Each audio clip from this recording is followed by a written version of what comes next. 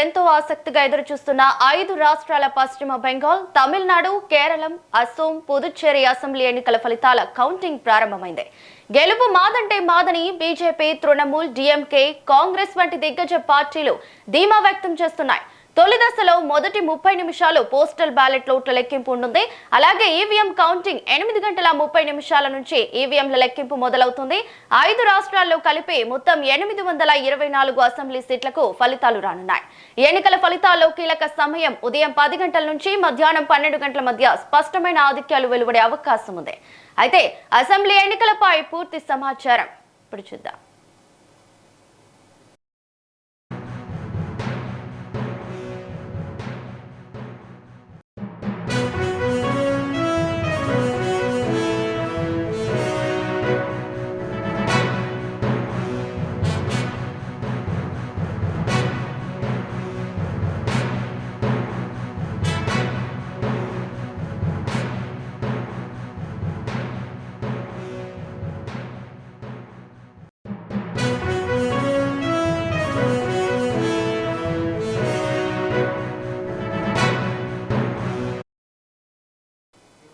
ఇక 5 రాష్ట్రాల్లో కలిపి మొత్తం 824 అసెంబ్లీ సీట్లకు ఫలితాలు రానున్నాయి.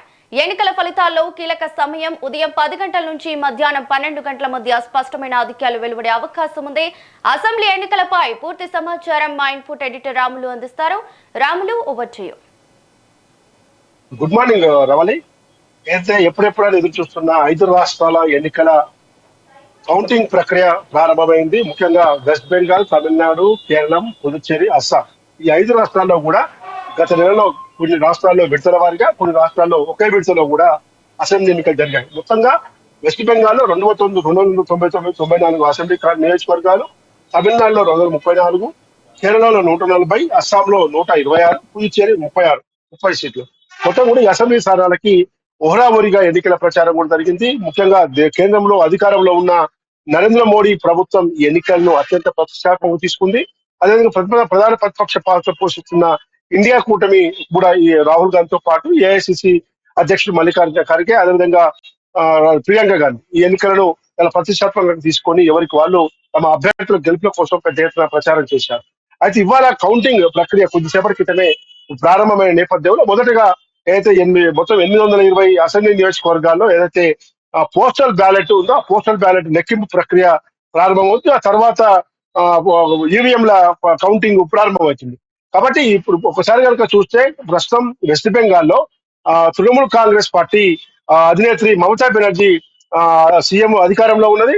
2011 నుంచి వరుసగా 3 సార్లు ఆమె సీఎం గా ప్రమాణ స్వీకారం చేసుకుంటూ రాష్ట్రాన్ని పాలించుకుంటూ వస్తుంది. 2011కు ముందు కమ్యూనిస్టులు కంచుకోటగా ఉన్న వెస్ట్ బెంగాల్ 2011 నుంచి తృణమూల్ కాంగ్రెస్ పార్టీ వైపు అది మొగ్గడం వంటి పరిణామాలు చూస్తున్నాం. మొత్తం కూడా 3 సార్లు 17 సంవత్సరాల పాటు ఆమె రాష్ట్రాన్ని పాలించిన ఏకైక మహిళా సీఎం గా పెద్ద ఎత్తున దేశవ్యాప్తంగా కూడా పేరున్న సీఎం గా మమతా బెనర్జీ ఈ రోజు ఉంది.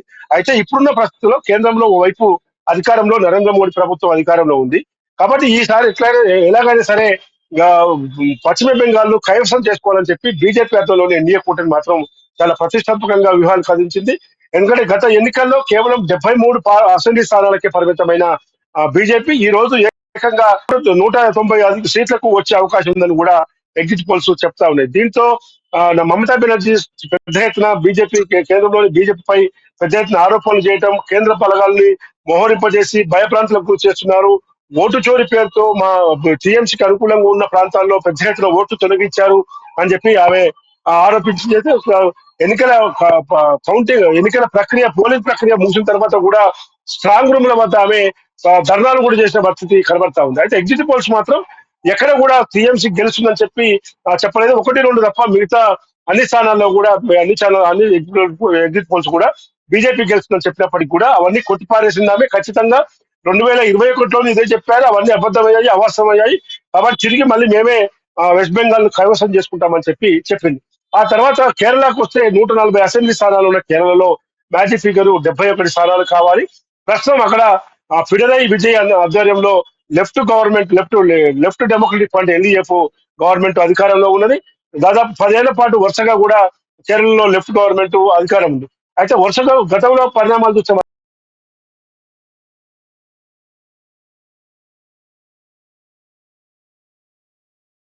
గవర్నమెంట్. అక్కడ కూడా ఇప్పుడు లెఫ్ట్ గవర్నమెంట్ కు ప్రతికూల పరిస్థితులు అనుకూల పరిస్థితులు లేవు, వ్యతిరేక పవనాలు వీస్తున్నాయని చెప్పి ఎల్డీఎఫ్ కు బదులు యూడీఎఫ్ కు, కాంగ్రెస్ పార్టీ ఆధ్వర్యంలోని యూడీఎఫ్ కు పూర్తి స్థాయి మెజార్టీ వస్తుంది. ఖచ్చితంగా అధికారం చేజిక్కించుకుందని కూడా సర్వేలు చెప్తా ఉన్నాయి.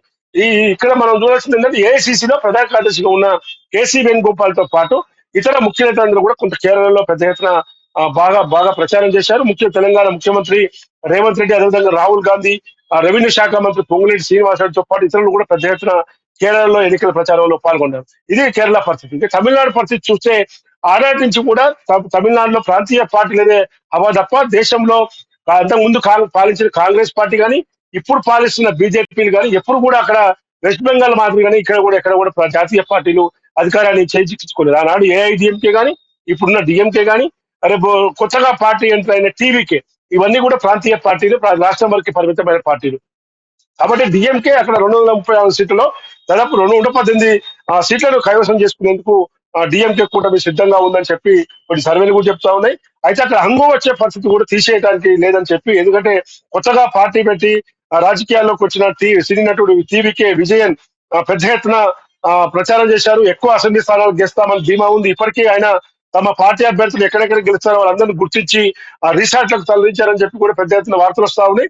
అక్కడ ఏఐడిఎంకేనేమో బీజేపీతో పొత్తు పెట్టుకుంది, డిఎంకే ఇండియా కూటమిలో ఉన్నది, టీవీకే మాత్రం స్వతంత్రంగా పోటీ చేసింది. ఒక ఆల్మోస్ట్ మాత్రం విజయన్ పాత్ర, టీవీకే విజయ్ పాత్ర ఏ విధంగా ఉంటుందనేది మాత్రం మనం చూడాలి. ఇక అస్సాంలో 126 అసెంబ్లీ స్థానాలు, ఇక్కడ కూడా మరోసారి హ్యాట్రిక్ బీజేపీ కూటమి అధికారంలోకి వస్తుందని చెప్పి తెలుస్తా ఉంది.